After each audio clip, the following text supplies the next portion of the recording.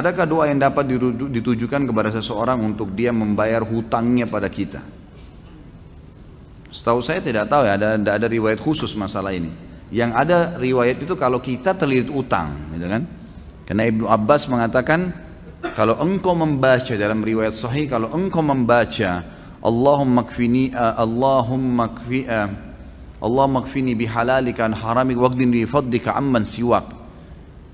Allahumma kfini bihalalika an haramik, ya Allah cukupkanlah aku menikmati yang halalmu dan jauhkan aku dari yang haram. Waqdini bifadlika amman siwak, dan lepaskan saya dari ketergantungan kepada selainmu, maka akan dibayarkan utangmu oleh Allah walaupun memenuhi langit. Kata Ibnu Abbas radhiyallahu anhu. Ini harus diamalkan, dan ingat kalau berdoa ikutkan dengan hadis Nabi yang lain riwayat Bukhari, ud'ullaha mukinuna bil ijabah. Berdoa sama Allah diikuti dengan keyakinan penuh Allah akan ijabah.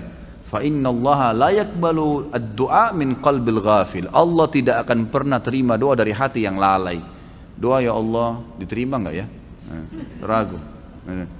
Atau sambil berdoa sambil ingat makanan, ingat pasangan, ingat ini, enggak bisa. Harus dengan yakin, gitu kan.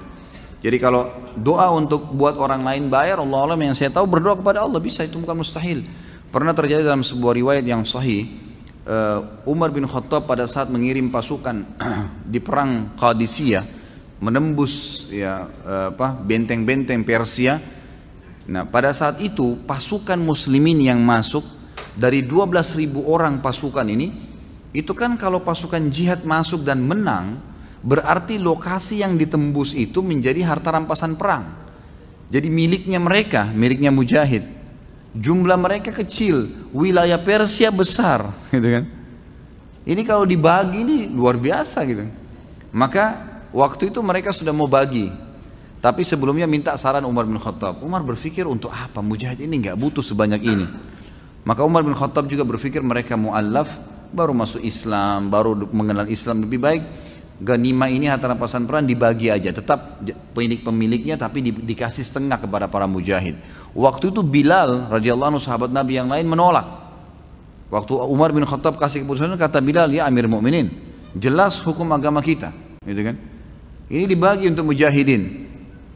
Maka Umar bin Khattab mengatakan, wahai Bilal, pikirkanlah, kalau kau mendapatkan sekian bagian dari Persia, kau mau apain tuh harta? Banyak sekali, gitu kan? Dan mereka itu orang-orang yang baru masuk Islam. Lebih baik kamu berbagi dengan dia sambil kamu ajarkan Islam. Ini pendapat Umar. Tapi Bilal tetap ngotot, nggak mau. Kata Umar, saya pun meminta tolong kepada Allah agar melunakkan hati Bilal melalui doa malam saya. Maka Umar bin Khattab sujud berdoa kepada Allah di salat malam. Ya Allah, lunakkanlah hati Bilal. Ya Allah, lunakkan, terus begitu.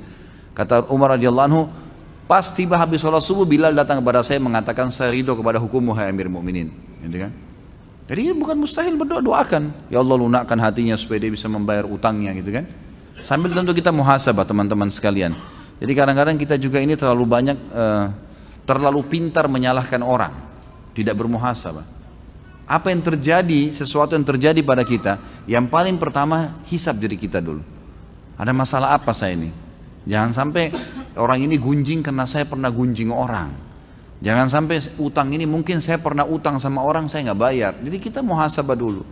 Kalau kita sudah tidak temukan variabel kesalahan kita, nah baru gitu. Baru kita mungkin ini cobaan murni, bukan karena kesalahan saya. Tapi kalau kita memang dasarnya ada kesalahan dulu, mintalah kepada Allah mudah-mudahan jadi pengampunan dosa gitu.